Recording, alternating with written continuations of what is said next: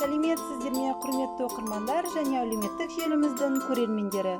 Бүгін сиқырлы поэзия айдарында сіздердің назарларыңызға Фариза Оңғарсынованың толық шығармалар жинағын ұсынғым келіп отыр.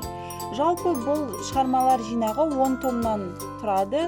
Соның ішінде екінші томынан сіздерге Киіз үй өлеңін оқып бергім келіп отыр. Қабыл алыңыздар. Киіз үй. Көп болып дау кірмегелі, сығалап түндігінен күн кемері, жаныма бір рахат әкелетін жұпары бос жусанның іргедегі. Үй дала, нәр алуға қос анамнан, тағыда келем аттап босағаннан, баяғы шаңырақ күн сәулесіндей, алдымнан тағы менің тосам арман. Кідірдім босағада, төрге өтпедім, келгендей көмейіме жөргек демім, жұтыпты жүйрік ғасыр сенен жырақ, қызымның үкі таққан 10 көктемім.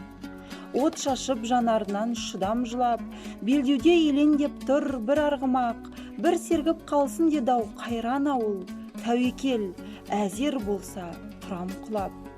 Женеше, шелерді сыр түріргені, кенітсін кеудемдашсын іңір желі, шалқиын шабыттанып жүргенімде, тас үйдің тарлығынан түнілгелі.